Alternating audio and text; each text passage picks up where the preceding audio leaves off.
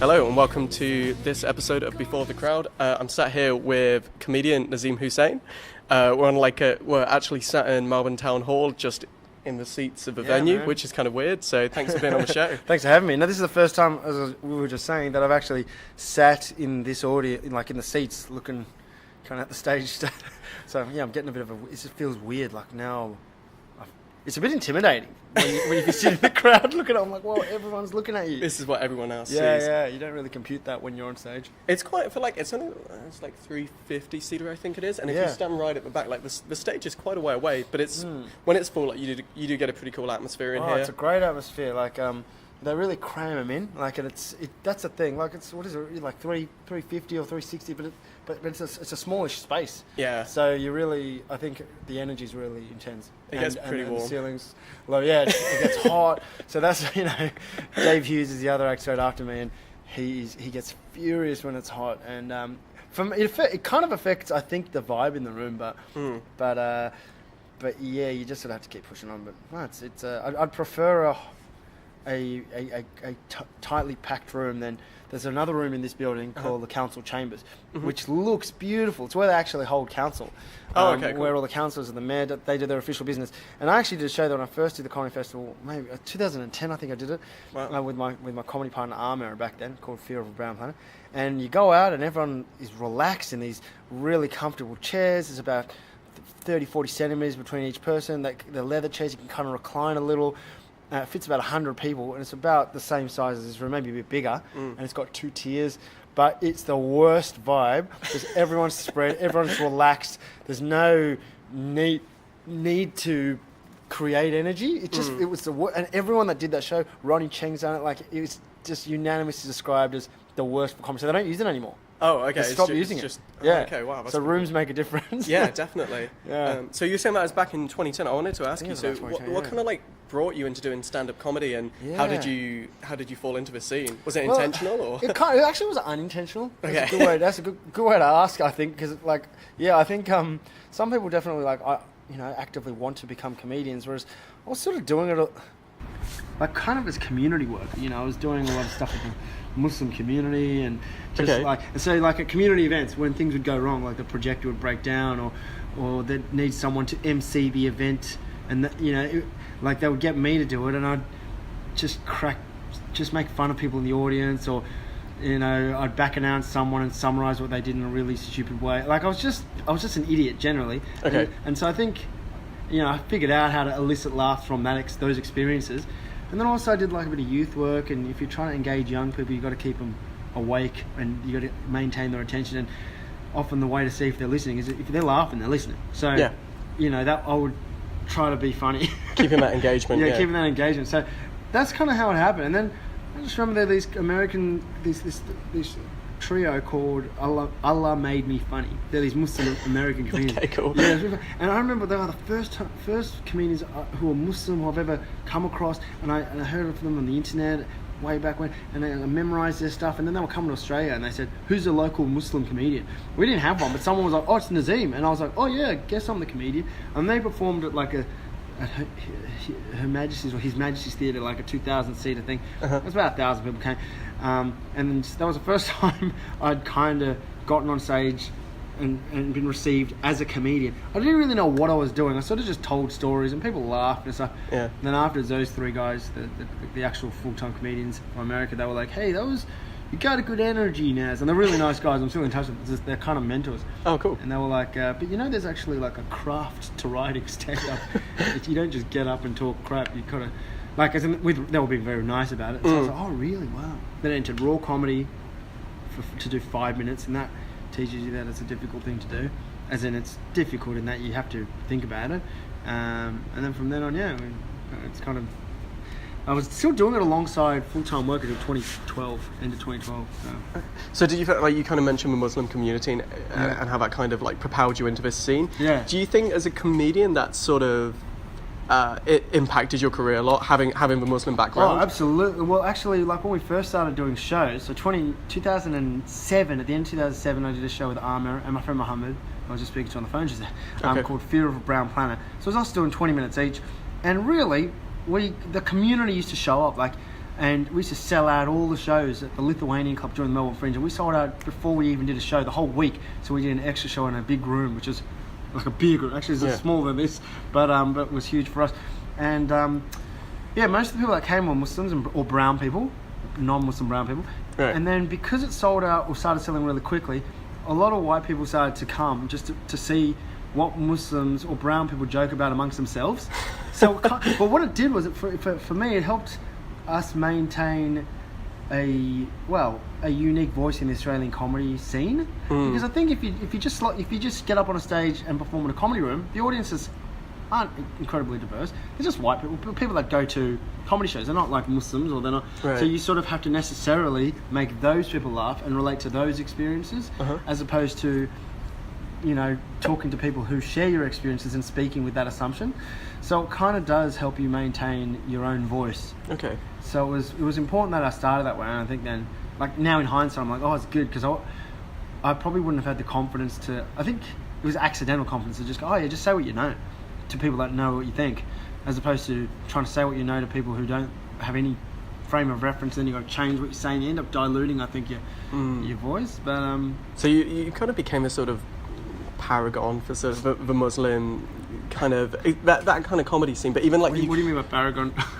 I don't know what that word. Oh, sorry. So you're how can I put it? You're the face of it now. Oh, right. Okay. And like even because you've done like you're on Netflix. You got your Orange is the New Brown. Oh well, in Australia, yeah. Like, look, definitely. There's a bunch of Muslim comedians, but clearly, the highest profile. So it's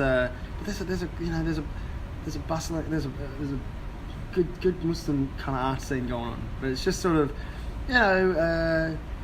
just like art generally. It's hard to kind of get profile.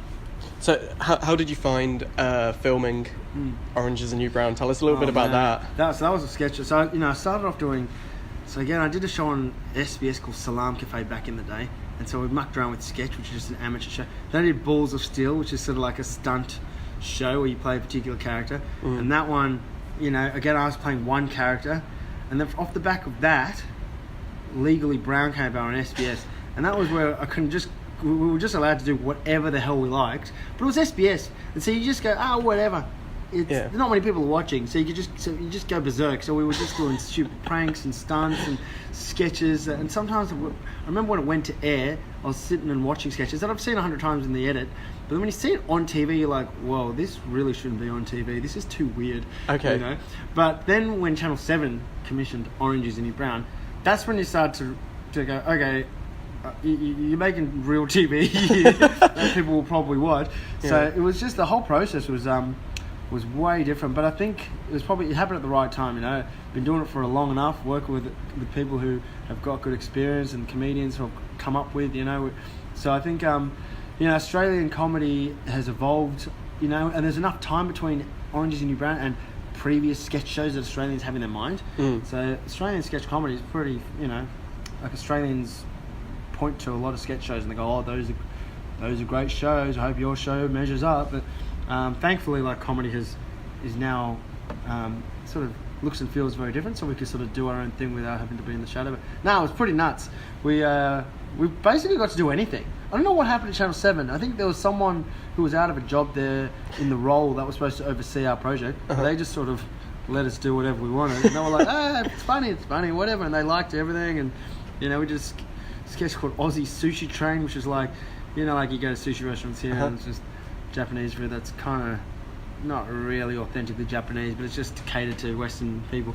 We did an Aussie restaurant in Japan that caters to like tourists over there, whatever. So it's just a stupid. We had like just the dumbest, most offensive caricatures of what it means to be Australia, and Channel 7 were like, yeah, that's funny, and the audience lapped it up, and it was just bizarre. I did whiteface as well, like prosthetics. Okay. Which would normally cost like $20,000. Wow. The makeup artist did it for free because she just liked working on the show. So, no, it's great experience. That's awesome. Yeah, I got to work with some of the funniest people in the country. Because you were working with Tim Minchin on that as well. Yeah, right? Tim Minchin. That's the thing. Like, so again, we just asked. I just thought, we'll throw the net out and see who we get, and people just started saying yeses. Like all these actors who are pretty, famous for doing dramas. serious series and stuff like that. They, but you can sort of tell that they're funny, but they just never really get offered comedy stuff because they're obviously brilliant actors. But they just all said yes, and then on set they were just like Sigrid Thornton, one of Australia's biggest, most well-respected names in acting. Like, she came on and she was just hilarious, riffing and coming up with their own jokes and their own sketch ideas. And Kamal came on, Tim Minchin, Guyton Grantley, Claudia Carbon, Kat Stewart. They all just absolutely, and that's what really annoyed me, is that they can act, but they can also just do comedy effortlessly. So that kind of pissed me off because this is supposed to be something that we do. No, they're really good. They were unbelievable. That's awesome. That's really cool to hear as well. Yeah. But it's funny how you kind of like touched on sort of being offensive, and because like obviously like seeing your show a lot and working here, there is a lot of brown people who come. Yeah.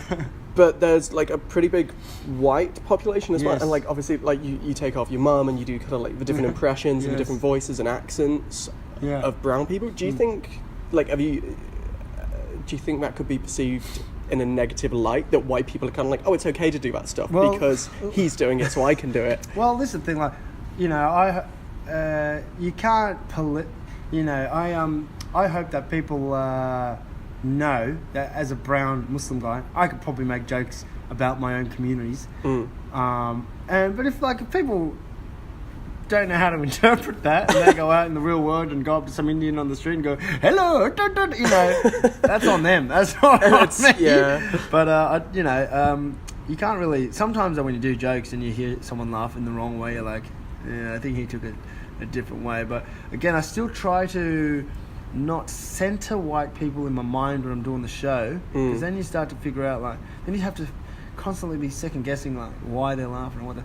Or anyone really. I just try to say what I think is funny. But because there's a nice mix of people in the crowd, I like to play people off each other. Yeah. Just to sort of, because to create a bit of tension, then release it, and then there's always humour in awkward tension, or just tension generally. That's what comedy is. It's setting up some sort of tension, then releasing it, misdirecting. It's a bit of a magic show. So is there kind of anything that is off the limits to you, anything you won't joke about? I try to make sure that the targets are worthy. I don't want to go after something that's not, I don't want to make fun of groups of people that are like routinely picked on or humiliated.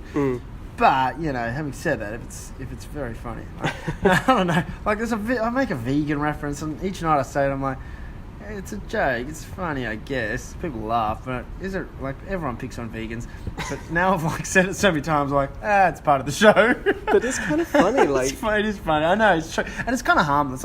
It's not like I don't know. I do in my brain also. I'm like, well, vegans it's a pretty privileged group of people. but you kind of because I'm vegan, and well, yeah, there you go. But I can laugh at it, and it's so also, obviously a joke, and it's just, you got to take it in the context of a joke. Context of a joke, but also I feel like vegans are not people who tend to come from uneducated, low socioeconomic. They tend to be educated and they can stand up for themselves. It's not like if you're picking on Indigenous Australians or people with disabilities, then I think that's a different target. So you don't put them in the same boat. But yeah, I still you sort of got to. I think if the taste in your mouth is weird after you say a joke, you should probably stop saying it. But yeah, it's interesting. I didn't know but that's the one thing each night when I say that joke, I'm like, I don't know. But it's funny bit, and you gotta there's the bit. I don't want to kind of give away too much of your show, but there's a great bit. Were you in the protest yesterday? No, I wasn't actually. You weren't. I wasn't in it. No. I didn't know about it. I didn't even know what was going on. But it's. Yeah, I don't know. I've got different mixed feelings and all that stuff. Activism. I'm all for it, and you got to make a point, and you got to stand up for what you believe in. But then, well, whether you get people on or offside, I don't know.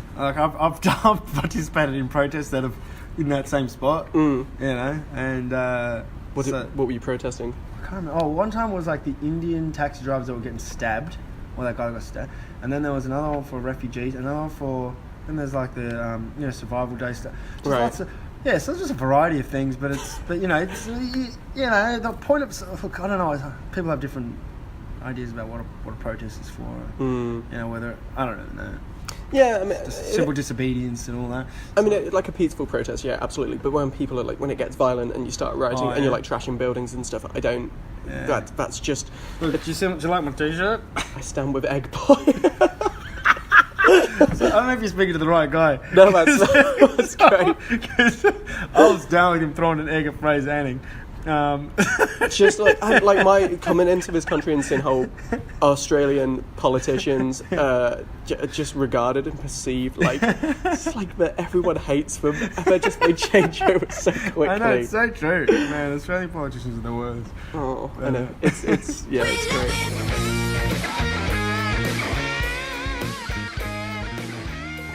But let's talk about your time in I'm a Celebrity. Hey, yeah, man, you guys over there. So can I ask about your listeners while we're talking? Where are they from? A lot of from the UK. Right.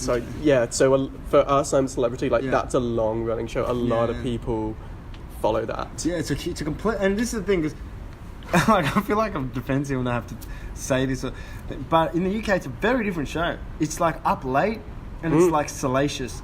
Whereas here in Australia, it's like at 7:30 p.m. It's family friendly. Yeah, it's like it's very family. And like in the UK one, it's they have people on there who was that one person? She's famous for having sex with Wayne Rooney or something.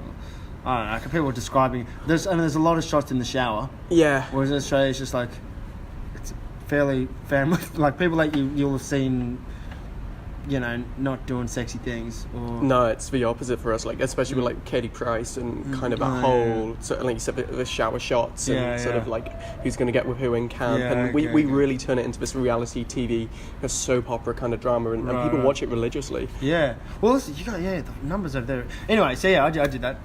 Did 2017, and man, as soon as I said yes, well, actually, it was I was approached twice, the first year and the second year, and I said no, I didn't really know what it was or what it was going to be about, how people were going to be presented.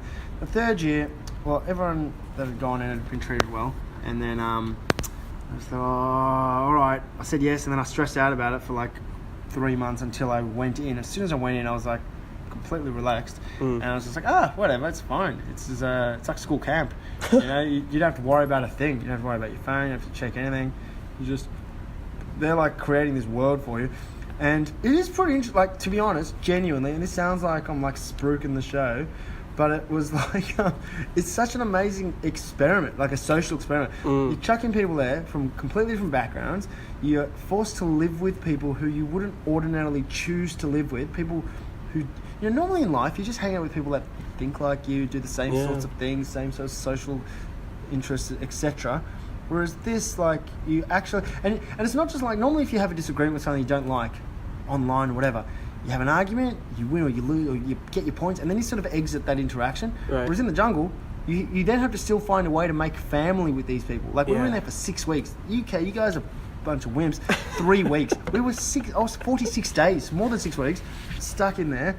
And, so you have to... And you become a family. It's very weird. I remember actually... Before I went in, I saw one of your guys, Joel Dommett, is a British comedian. I saw some news about him. I watched a couple of clips while I was in South Africa in lockdown. I was like, let me see what this show's about. And 2 clips I watched, both of them made me laugh in like 2 different ways. The first one, I saw people fighting while they were washing dishes, and I was like having a petty argument. I was like, what kind of idiots argue knowing they're on television? Like, this is reality TV. Like, why they...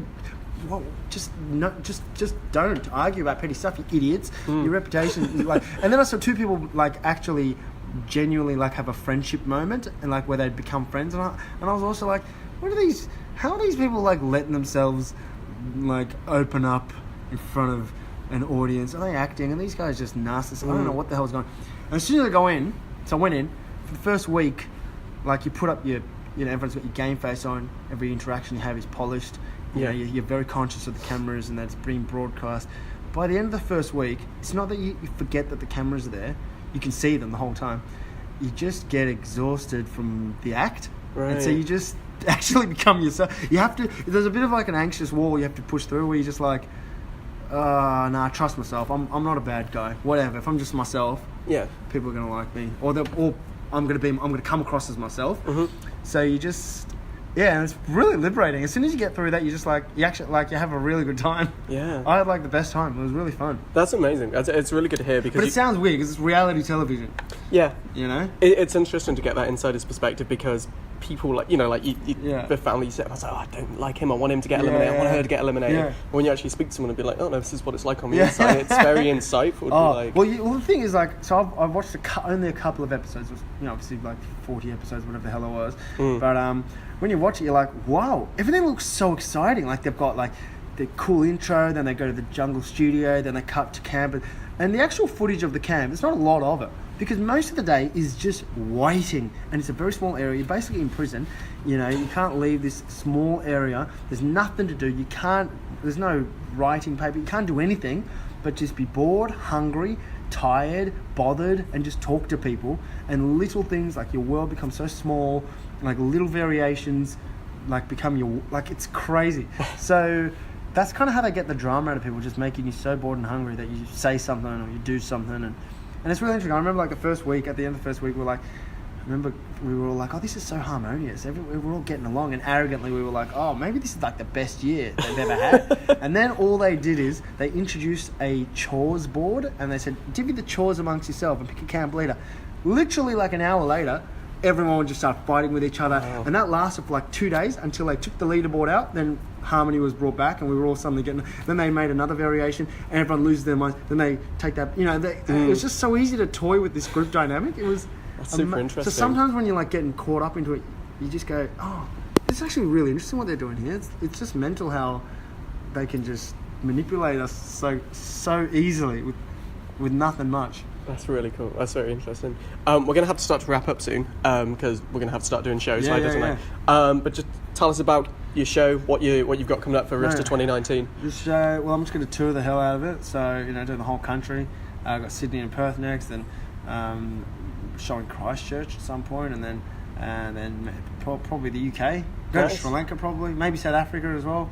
Cool. We'll just see what happens. Are you going to come over and do Edinburgh in the UK, or are you doing like a whole tour? Still a decision to be made, and then London as well. Maybe the whole country. Don't know. At this point, like this, quite today, literally having conversations about it. That's cool. Yeah, I gotta figure it out. There's some cool comedy clubs over in London, and like London's cool the best, man. Yeah, like you can do like a bunch of gigs every night.